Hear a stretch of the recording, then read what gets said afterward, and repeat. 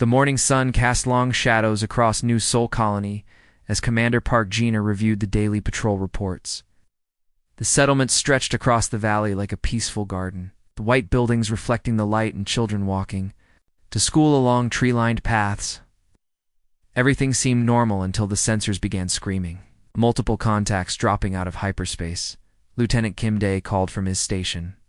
His young face was pale as he studied the readings. Zephyrian signatures, ma'am. 30 ships, maybe more. Park Gina moved to the command center's main display. The alien vessels appeared as red dots against the star field, their massive forms blocking out sections of sky. Something felt wrong about their approach pattern. Why aren't they targeting our defense platforms? She whispered, watching the enemy ships ignore the orbital weapons completely. The Zephyrian fleet was moving toward the planet's surface instead, their weapons powering up as they descended. The first plasma beam struck the elementary school, where her son Minho was sitting in his mathematics class. The building simply vanished in a flash of superheated light, leaving only a crater where 300 children had been learning about numbers and stars. Park Gina's hand flew to her throat as she watched her boy's school become nothing more than molten glass. "They're not hitting military targets," Kim Day reported, his voice breaking. "Hospitals, schools, residential blocks. They're targeting civilians exclusively." Across the colony, more beams fell from the sky like deadly rain. The children's hospital, where sick kids played with toys between treatments, became a smoking hole. The shopping center, where families bought groceries every weekend, turned into twisted metal and ash. The elderly care facility, where grandparents told stories to visiting children, disappeared in seconds.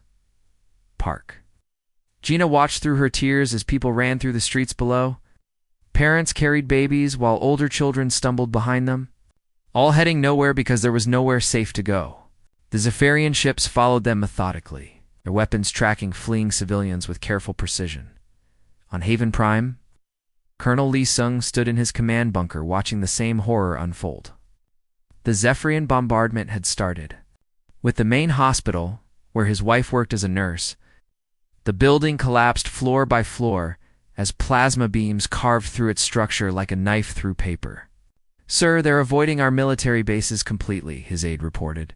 "No strikes on weapons depots, command centers, or defensive positions, only civilian areas." Lee Sung clenched his fists as he watched apartment buildings burn. Families hung from windows, calling for help that would never come.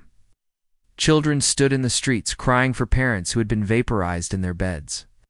The aliens were taking their time, making sure every civilian sector was thoroughly destroyed. Third Colony World, New Busan, suffered the same fate. The Zephyrian ships arrived just as the morning market was opening. Vendors setting up their stalls and customers buying fresh food for their families became the first victims. The alien weapons moved systematically through residential neighborhoods, leaving military installations completely untouched. Communications officer Park Sora transmitted desperate messages to Earth as the massacre continued. "They're hunting civilians," she broadcast. "Repeat, the Zephyrians are deliberately targeting non-combatants. This is genocide, not warfare." Footage streaming back to Earth showed the deliberate nature of the attacks. Thermal imaging revealed Zephyrian ships hovering over playgrounds, their weapons trained on swing sets and sandboxes. School buses full of children were tracked and destroyed one by one. Shopping centers were reduced to rubble, while nearby military facilities remained perfectly intact. Within 6 hours, 3 human colony worlds had been transformed into graveyards. 2 million civilians lay dead in the ruins of their homes, schools, and hospitals. The Zephyrian Collective had achieved their goal with surgical precision, leaving the infrastructure intact while eliminating the human presence. As the alien ships prepared to depart, their leader transmitted a message across all frequencies. The voice was cold and mechanical, speaking in perfect human language. "Let this serve as a lesson to all who would challenge our authority. Your military strength means nothing when your weak flesh can be so easily destroyed." Park Gina sat alone in her command center, surrounded by the silence of death. The orbital defense platform she commanded remained fully operational, but there was nothing left to defend. The Zephyrian ships had already jumped back to hyperspace.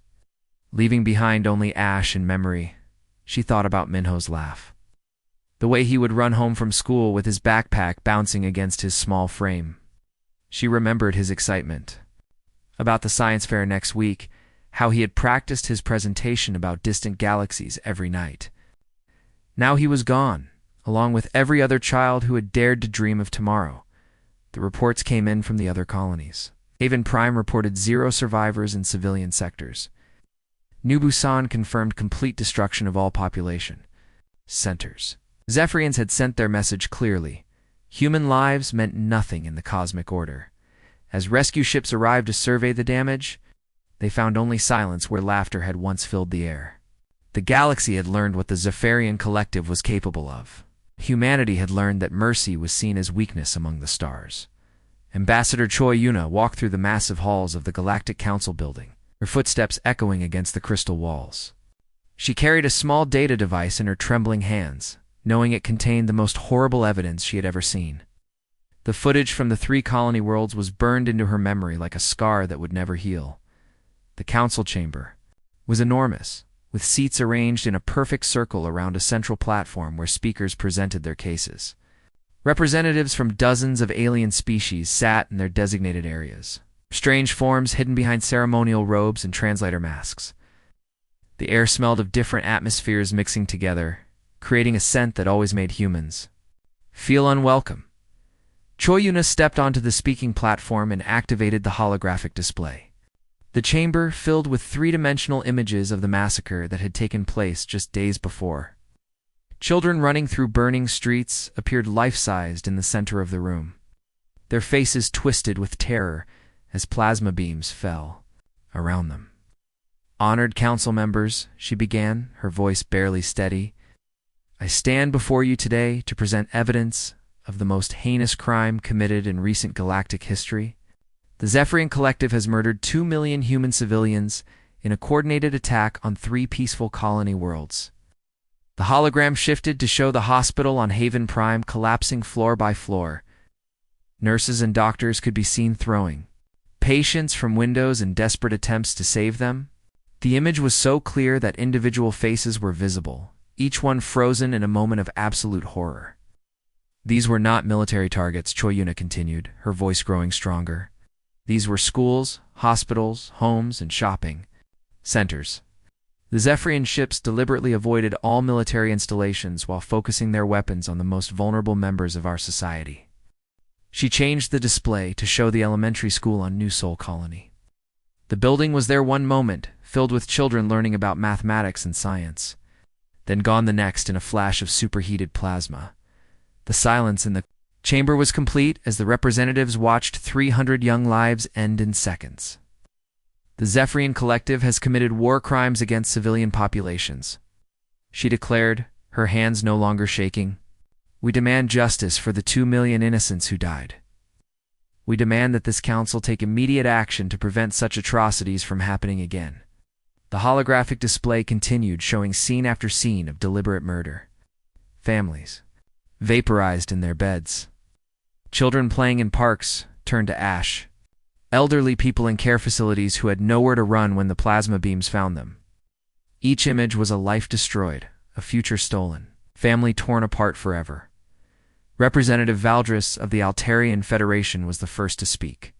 His voice came through the translator with mechanical precision, stripping away any emotion that might have been present. "While these events are regrettable, the Zephyrian Collective acted with an established military doctrine. No formal state of war existed between their government and the human colonies." Choi Yuna felt her heart sink as she heard those words. She had expected political maneuvering, but not this cold dismissal of mass murder. "These were civilians," she repeated, "children, elderly, sick people in hospitals. How can their deaths be considered acceptable military action?" Trade Minister Nexstar leaned forward in his seat, his multiple eyes reflecting the holographic flames still dancing in the chamber's center. "The Zephyrians are valuable trading partners. Their mining operations provide essential materials for galactic commerce. We cannot jeopardize these relationships over territorial disputes." Territorial disputes. Choi Yuna's voice cracked. These people were murdered in their homes, their schools, their hospitals. This was genocide, not a territorial dispute. One by one, the alien representatives found excuses to avoid taking action. The 10-3 delegate mentioned existing trade agreements. The Vylorian representative spoke about non-interference policies. The Crystalline Assembly worried about setting dangerous precedents. Each excuse felt like another knife in the ambassador's heart. She played the footage again, zooming in on individual faces. A mother clutching her baby as their apartment building burned. A teacher trying to shield her students from falling debris. An old man in a hospital bed who died because the Zephyrians had targeted medical facilities first. These are not numbers. In a report, she said desperately. These are people, families, children who will never grow up. Parents who will never see their kids again. Grandparents who died afraid and alone. The council's final verdict was delivered by Chairman Zethrek, with bureaucratic coldness that made the chamber feel even more alien to human sensibilities. After careful consideration of the evidence presented, its council finds that the attacks, while unfortunate, fall within acceptable parameters of conflict resolution. The Zephyrian Collective acted within their rights as a sovereign galactic power. Choi Yuna stood in stunned silence as the representatives began filing out of the chamber. Some avoided her eyes entirely, while others offered meaningless gestures of sympathy. None of them seemed to understand that they had just declared open season on human civilians. She gathered her evidence files and walked slowly back through the crystal halls, knowing she would have to return to Earth with nothing but empty condolences. The galaxy had spoken with one voice, and that voice had said that human lives didn't matter enough to risk their precious trade relationships. The message was clear. Humanity stood alone among the stars, and mercy was seen as weakness in the cosmic order. Admiral Kim Tae sat in the war room buried 500 meters beneath Seoul, surrounded by screens that showed the funeral pyres still burning on 3 human worlds. His weathered face was carved with deep lines of grief and rage, illuminated by the cold blue light of tactical displays. For 3 days, he had watched as 2 million bodies were burned to ash while the galaxy turned its back on humanity. The underground facility was a maze of corridors and chambers that most people never knew existed. Military personnel moved through the halls with quiet efficiency, their faces showing the same cold anger that had settled over Earth like a winter storm. Everyone knew that something had changed forever when the Galactic Council dismissed the massacre as acceptable military action. Major Han Su entered the command center, carrying a sealed briefcase that required 3 different security clearances to open. Inside were the activation codes for humanity's most carefully guarded secret, a project that had been hidden from the galaxy for over 30 years. He placed the case on the table before his admiral with hands that trembled slightly. Council's final response came through an hour ago, Han Su reported. They're offering to mediate future conflicts between humans and the Zephyrian Collective. No punishment, no justice, just empty words about preventing future misunderstandings. Kim Tae stared at the screens showing the burning colonies. He could see the crater where Park Jina's son had attended school, the ruins of the hospital where Lee Sung's wife had worked, the ash-covered playgrounds where children would never play again. The galaxy had made its choice, and now humanity would make theirs. "Activate Project Prometheus," he ordered quietly. Major Han Su hesitated, his finger hovering over the activation switch. "Sir, if we deploy those technologies, there's no going back. The galaxy will know what we're capable of. They'll understand that we've been hiding our true strength all along." The Admiral turned to face his aide, and Han Su saw something in those old eyes that made him step back. It was not anger or rage, but something far more dangerous. It was the cold calculation of a man who had decided that mercy was a luxury humanity could no longer afford. "They chose to ignore our restraint," Kim Tae replied. "Now they'll learn why we had it." The activation codes were transmitted to secret facilities across Earth and her hidden colonies. Technologies that had been developed in absolute secrecy began coming online for the first time. Quantum laboratories buried beneath mountains powered up their experimental drives. Weapons that could rewrite matter itself were loaded onto ships that had been disguised as ordinary cargo vessels. The first Zephyrian patrol fleet encountered the human response near the Kepler system 3 days later. The commander Zikthara was leading a routine patrol when his sensors detected 5 human vessels approaching from the direction of Earth. The ships appeared to be standard human design, with primitive fusion drives and basic defensive systems. Easy targets, Zekthera told his crew as he studied the approaching vessels. These humans still think they can challenge superior technology with numbers and determination. The Zephyrian ships were massive and powerful, each one capable of destroying a small moon. Their shields could withstand direct hits from nuclear weapons. Their plasma cannons had been used to turn human cities into glass. The commander had personally participated in the colony massacres. Watching through his view screen as hospitals burned and children ran screaming through the streets. "Prepare weapons," he ordered. "Let's show these humans what happens when they refuse to learn their place in the cosmic order." The human ships continued their approach, making no attempt to evade or take defensive positions. They moved in a straight line toward the Zephyrian fleet, almost as if they were surrendering. Zekthara's crew laughed as they powered up their weapons systems. "Fire at will," the commander ordered. The plasma beams lanced out toward the human vessels, each one carrying enough energy to vaporize a city block. The Zephyrians watched their weapons strike their targets, expecting to see the familiar explosions and debris clouds that marked another human defeat. Instead, the human ships simply continued forward, passing through the plasma beams like they were made of nothing more than light. The energy weapons had no effect whatsoever, sliding around the human hulls like water around a stone. "What is this?" Zekthara demanded, his voice rising in confusion. "Our weapons are passing right through them." The human ships reached the Zephyrian fleet and moved into close formation. That was when the quantum disruptors activated.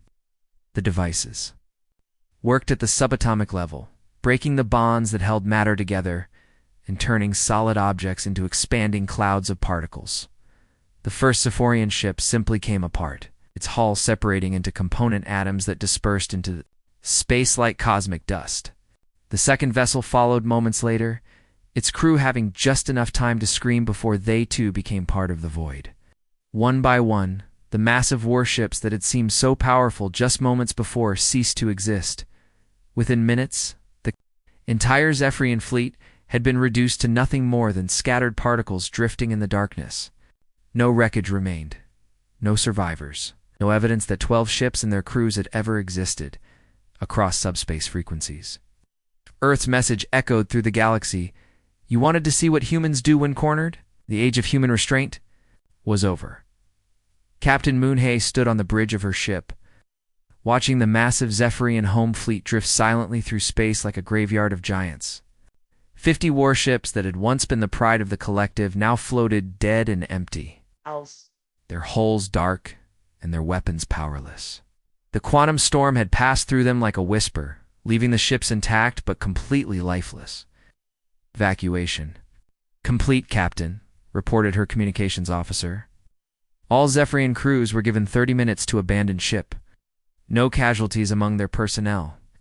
Moonhay nodded as she studied the tactical display. The human fleet had surrounded the enemy ships without firing a single shot. Instead, they had simply broadcast a message giving the Zephyrians exactly 30 minutes to evacuate before the quantum disruptors activated. Every alien crew member had made it to safety in their escape pods before their mighty warships became nothing more than floating metal coffins. "Not a single human life lost," she murmured to herself. The contrast was stark compared to the massacre on the 3 colony worlds, where the Zephyrians had deliberately targeted schools and hospitals without warning. Humanity had shown the mercy that their enemies had refused to give. "Begin systematic dismantlement of military infrastructure," she ordered. "Spare all civilian populations." The order was transmitted across 50 star systems where human forces had appeared like ghosts in the night. Ships that had been disguised as cargo vessels revealed their true nature as advanced weapons platforms. Technologies that had been hidden for decades suddenly emerged from the shadows, showing the galaxy what humans were truly capable of when they stopped holding back. On Zephyrian Prime, the capital world of the collective, human ships moved through the orbital defense grid like it didn't exist. Their quantum phase technology allowed them to pass through shields and armor as if they were walking through empty air. Military bases that had stood for centuries were reduced to their component atoms in seconds, while the civilian cities nearby remained completely untouched. Lieutenant Park Jin watched through his view screen as the massive Zephyrian command center simply ceased to exist. The building had housed the military leaders who had ordered the colony massacres. The same aliens who had laughed as they watched children burn. Now their fortress was nothing more than empty space, though their families in the residential areas, just a few kilometers away, continued their daily lives without interruption. Target the weapons manufacturing plant, Moonhei ordered. Avoid the worker housing complex next to it. The quantum disruptors fired with precision that amazed even their human operators. The massive factory that had produced the plasma weapons, used against human civilians, vanished completely. While the apartment buildings where the workers lived remained perfectly intact, it was surgical warfare taken to its ultimate extreme. Across 50 star systems, the same scene played out repeatedly. Every Zephyrian military base, government facility, and weapons manufacturing plant was reduced to atoms. Civilian areas remained untouched, but the message was clear. The collective's ability to wage war had been permanently erased. The Galactic Council's emergency session convened within hours of the first reports. Representatives who had dismissed human concerns just days before now spoke with panicked voices as they realized the true scope of what was happening. The humans were not just retaliating against the Zephyrians. They were demonstrating technological superiority that made the entire galactic order obsolete. This aggression must stop immediately, declared Council Prime Minister Zethric. The humans are violating every treaty of galactic warfare. The Council's demand for an immediate ceasefire was transmitted to Earth with the highest priority coding. The message reached Admiral Kim Tae as he stood in his command center. Watching orbital defense platforms deploy around every human world, the platforms were massive structures that dwarfed anything the galaxy had seen before, each one capable of destroying entire fleets with a single pulse. Humanity will comply with Council directives, came the response from Council Prime Minister Zethric. You must cease these attacks immediately and submit to galactic authority. Kim Tae's weathered face showed no emotion as he prepared his reply. Around him, his staff worked quietly at their stations, monitoring the deployment of technologies that had been hidden for 30 years. The time for deception and restraint had passed when the galaxy chose to ignore the murder of 2 million innocent people. His reply was transmitted simultaneously to every inhabited world in the galaxy, ensuring that every species would hear. Humanity's new position. The Council's authority died with the children of New Sol. We don't ask permission anymore. The response from Earth was immediate and overwhelming. Human ships appeared around every Council world within hours, their quantum phase technology allowing them to bypass all orbital defenses. The same representatives who had dismissed human lives as acceptable losses now found themselves prisoners on their own planets. On Alteria Prime, Representative Valdris watched through his office window as human ships took position around his world. The vessels were sleek and deadly, their weapons trained on the government buildings where the Council members lived and worked. He remembered his words from just days before, how he had called the colony massacres regrettable but acceptable. The galaxy's leaders finally understood that humanity had been restraining itself all along. The primitive species they had dismissed as newcomers had been hiding technologies that made their own civilizations look like children playing with toys. The age of human submission was over. The cosmic order would never be the same. The Zephyrian delegation arrived at the ruins of their capital city. 3 weeks after the systematic destruction of their military power, General Park In-ha waited. For them, in what had once been the grand ceremonial hall of the collective's government, now it was nothing more than a cleared space among the rubble. With temporary shelters housing the alien officials who had survived the Access quantum storm, the 5 Zephyrian representatives approached slowly, their proud bearing from weeks before, now replaced by the shuffling gait of defeat. They wore simple gray robes instead of their ornate ceremonial dress, and their eyes remained fixed on the ground as they walked. At the center of the cleared area, they dropped to their knees before the human general. We surrender unconditionally, spoke their leader, his voice barely above a whisper. The Zephyrian Collective accepts all terms proposed by the human government. General Park In-ha stood above them, her military uniform crisp and clean, in stark contrast to the devastation surrounding them. Behind her, human soldiers maintained perfect formation, their weapons visible but not threatening. The message was clear without words. Humanity had the power to destroy, but chose restraint. Your people will be watched, Park In-ha stated coldly. Human observers will be stationed on every Zephyrian world. Any aggressive action toward humans or any other species will result in your complete extinction. The Zephyrian leader nodded, his hands shaking as he signed the surrender documents. The papers outlined permanent monitoring of all Zephyrian activities, massive reparations for the murdered civilians, and the complete dismantlement of their military forces. It was a harsh peace, but it was peace nonetheless. We accept responsibility. For the deaths of 2 million innocent people, the alien continued, our government will pay reparations to the families of every victim. We will also establish memorial sites on our worlds to ensure this tragedy is never forgotten. The signing took place in silence, with only the sound of wind through the ruins providing any noise. When it was finished, the Zephyrian delegates were escorted to their temporary quarters, where they would remain under guard until the monitoring systems were fully established. Meanwhile, the Galactic Council made one final attempt to assert their authority. A delegation of representatives from 12 different species arrived at Earth aboard the most impressive ship they could assemble. Their vessel was decorated with the symbols of galactic unity and peace. It's designed to remind humanity of their place in the cosmic order. President Yumina received them in the memorial garden that had been built in the center of Seoul. The garden was a place of quiet beauty, with flowing water and gentle paths winding between carefully tended flowers. But the centerpiece was a massive black stone wall where the names of 2 million dead were carved in precise letters. The council delegation walked slowly through the garden, reading name after name of the murdered civilians. Children's names were marked with small stars, while adults were identified by their professions and ages. Teachers, doctors, farmers, artists, grandparents, babies who had never spoken their first words, all were remembered here in stone. We come seeking dialogue, announced Council Prime Minister Zethrak as he stood before the memorial wall. The galaxy has learned from recent events. We propose new treaties that will give humanity equal representation in galactic affairs. President Yumina gestured toward the wall of names behind the alien delegation. Equal representation? She asked quietly.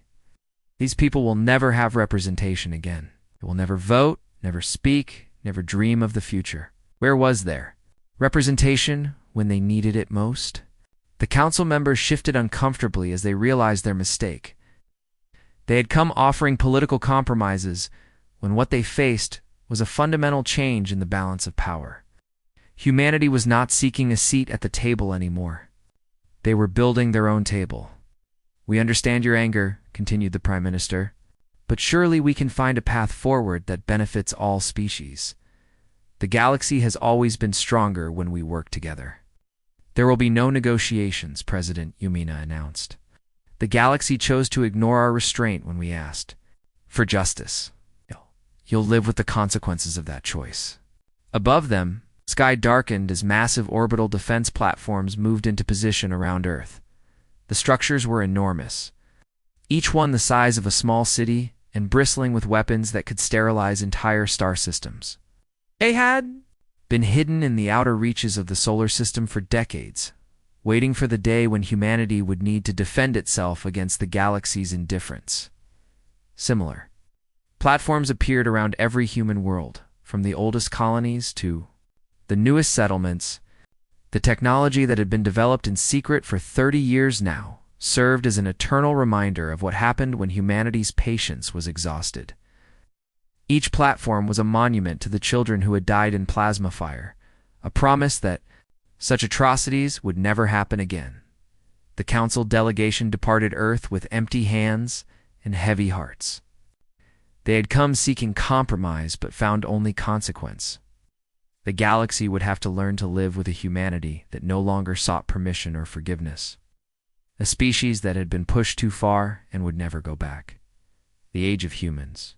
A supplicants had ended in the ashes of 3 colony worlds. The galaxy would learn to respect the species that had once asked for nothing more than to be left in peace, and had received nothing but death in return.